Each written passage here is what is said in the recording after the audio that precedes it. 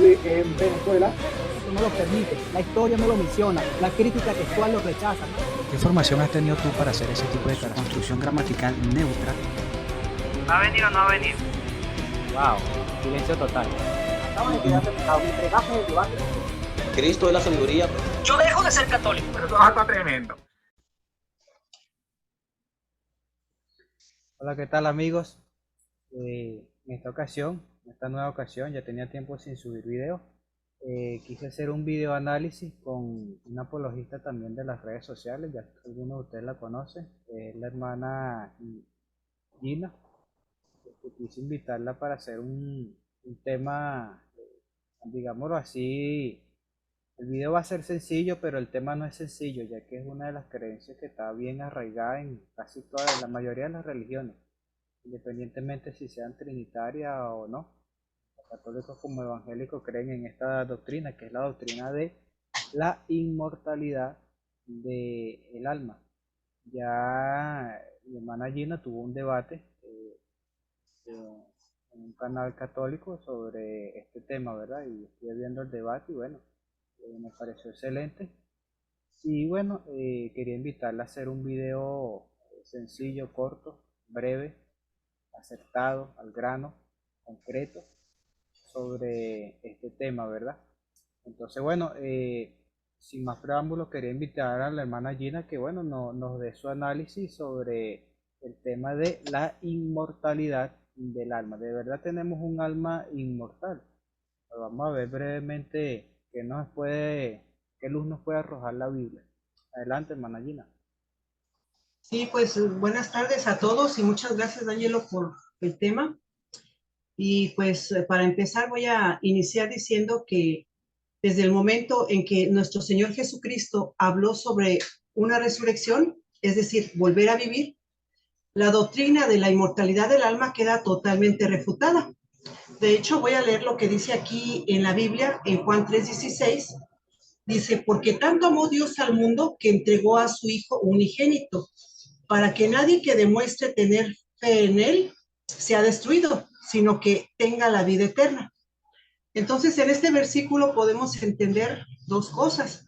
Por ejemplo, si nosotros fuéramos inmortales, ¿cómo es que se nos ofrece vida eterna por medio de ejercer fe en el sacrificio de nuestro Señor Jesucristo? Por otro lado, si nosotros tuviéramos una alma inmortal, entonces, ¿cómo podríamos ser destruidos? Porque el texto también dice que demostremos fe para no ser destruidos. Entonces, la inmortalidad del alma contradice estas palabras. Y en otro aspecto, si nosotros creemos en esta doctrina de la inmortalidad, es como que nosotros estamos restando validez al sacrificio de nuestro Señor Jesucristo. Y también estamos diciendo a la misma vez que Dios miente, porque Él promete vida eterna mediante este sacrificio. Y me gustaría, ¿verdad?, leer otro versículo bíblico para esto, y en este caso es el de Juan 6:27. Ahí se nos recomienda esto, dice, no trabajen por el alimento que se echa a perder, sino por el alimento que dura y conlleva a la vida eterna, el que se les dará, el que le dará el Hijo del Hombre. Y es que el Padre, Dios mismo, ha puesto sobre él su sello de aprobación. Entonces, podríamos preguntarnos, ¿verdad? ¿Tendría caso trabajar por algo que ya tenemos? En este caso, la inmortalidad. No, ¿verdad? Porque los obreros de Cristo trabajamos precisamente para eso, para obtener la vida eterna, la que no tenemos y la que no se termina y deseamos tener. Y pues si morimos, tenemos la esperanza de la resurrección. Por eso surge otra pregunta. Habría que preguntarles a estas personas que se creen inmortales, ¿qué clase de vida es la que les va a dar Cristo? Pues si ya tienen esa inmortalidad, entonces, ¿qué esperan, no? ¿O para qué van a resucitar? Y pues hay una cuestión aquí que podemos plantear, ¿no? También he escuchado en diferentes lugares a personas decir que la muerte en realidad no es que la persona esté literalmente muerta, sino que es solamente una separación de Dios. Pero entonces, en vez de resolver la respuesta, ¿qué es lo que pasa aquí? Surgen más preguntas, porque ¿Será entonces que Cristo murió únicamente por la carne? ¿O será que Dios ama tanto a la carne que va a resucitar la carne y no a la persona? Porque los que viven una vida devota y mueren tienen la esperanza de la resurrección. De hecho, aquí en Juan nuevamente nos dice, ¿verdad? En Juan 5:28 dice que no nos asombremos porque llegará el día y la hora en que las personas que están durmiendo en la muerte van a volver a la vida por medio de la resurrección. Entonces, ¿será que estas personas están confundiendo la encarnación con la resurrección? No sé, surgen muchas preguntas, pero en todo su contexto la Biblia no enseña la mortalidad del alma, al contrario, da pie a una resurrección. Excelente, hermana. Excelente. Y muy lógico y muy acertada la información. Es que, de hecho, fíjese esa última pregunta, encarnación y resurrección. Porque siempre he escuchado, por lo menos los evangélicos aquí, cuando explican este tema, lo que terminan explicando en vez de la resurrección es la encarnación. Entonces, realmente las personas que creen en la inmortalidad del alma, realmente creen en la resurrección de los muertos. Porque eso es lo que menciona la Biblia, la resurrección de los muertos, no la resurrección de la carne. Y bueno, yo quería aportar un aspecto un poco técnico, ¿verdad? Porque estas cosas son importantes. Quería compartirles el mismo texto que citó la hermana Gina, que es Juan 3:16, en la Biblia interlineal, para anotar algo importante ahí, ya que quizás alguna persona pueda decir, bueno, pero esa es la traducción del Nuevo Mundo, la que dice lo que leyó mi hermana, si es destrucción, ¿verdad? Porque en la traducción del Nuevo Mundo leemos que las personas que no tendrán la vida eterna, pues tendrán destrucción, ¿verdad? Entonces una persona puede decir, bueno, es muy conveniente para un testigo de Jehová que su Biblia traduzca destrucción en Juan 3:16, como el destino que le espera a las personas. Pero entonces fíjense, aquí está la Reina Valera, 1960, no discrepa mucho con respecto a las otras traducciones, ¿verdad? Pero dice que el destino que le espera a las personas es una perdición, es decir, no perderse, ¿verdad? Entonces, no necesariamente la expresión perdido va a implicar lo que nosotros enseñamos, que es la destrucción, aunque también podría entenderse de esa manera, ¿verdad? Porque algo que está perdido es porque ya no está, ya no lo encontramos. Entonces, en cierta manera sí pudiéramos entender esto, pero la expresión destruido, todas las personas la van a entender como lo que realmente es dejar de existir, ¿verdad? Ser aniquilados, exterminados. Eso es lo que le espera a las personas. Entonces vamos a ver cuál es la expresión griega para la expresión perdido, ¿verdad? O perderse. Bueno, fíjense si vamos al terminal de Tischendorf, aquí está, el numeral 622 del diccionario Strong, y vamos a ver la expresión aquí. Fíjense cómo la interlineal ya lo traduce, ¿verdad? Tischendorf. Sea destruido. No dice lo que creen algunas personas, como dijo Gina, separado, ¿verdad? Que es lo que quieren enseñar es esa expresión, una separación. Ahí pudieran traducir separado. Claro, este es Tischendorf, es un hombre, puede cometer errores. Pero entonces vamos a ver también lo que significa esta expresión, ¿verdad? En el diccionario, el numeral 622, fíjense, apolumi. Vamos a ver lo que es la definición. Destruir completamente.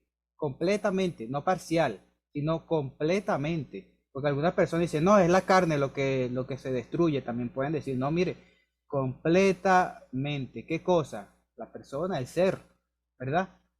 Y es un reflexivo de perdición o perecer, ¿verdad? Y dice que puede ser empleado tanto literal como figuradamente. En la Reina Valera lo traducen como destruir, matar, morir, perder, perdido, perecedero, perecer. ¿Y qué pasó con separación? Pues, como dice la mayoría de las personas. Y quizá alguno pueda decir, ah, pero mira, el diccionario dice que puede ser figuradamente, no literalmente, como dicen ustedes. Ok, pero vamos a ser un poco lógico. El destino entonces que le espera a las personas que llevan una vida devota va a ser literalmente o figuradamente vida eterna para ellos. Pregunta, ¿verdad? ¿Cristo vino literal o figuradamente? Entonces, no, ¿por qué vamos a concluir que el destino que le espera a las personas es algo figurado? Es una destrucción figurada, es una perdición figurada. Tiene que ser de forma literal lo que se está empleando el texto. Y vamos a aportar un poquito más sobre este tema. A mí me llamó la atención el debate que tú tuviste, Gina, con el católico Boris, donde él, tratando de probar la inmortalidad del alma, fíjense el texto que él utiliza. Vamos a Juan capítulo 6, ¿verdad? Uno de los textos que él usó, no solamente usó este. Vamos a ver,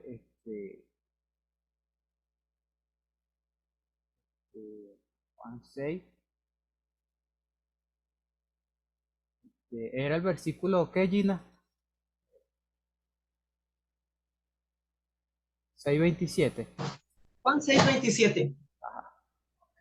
Sí, se me había olvidado. Ok. Trabajar no por la comida que perece, ¿verdad? Vamos a anotar esa expresión ahí, perecer. En la interlineal, fíjense, aquí está, siendo destruida. ¿Qué les parece? Y fíjense, el numeral es el mismo, 622, fíjense, Apolumi, ¿verdad? Ya vimos el significado. Y fíjense, la interlineal la sigue traduciendo como siendo destruida. Entonces, vamos nuevamente a emplear la lógica. Un momento. Para empezar, la traducción del Nuevo Mundo no está siendo adulterada ni se está yendo lejos del contexto del hilo argumentativo de la Biblia al traducir destruido en Juan 3:16.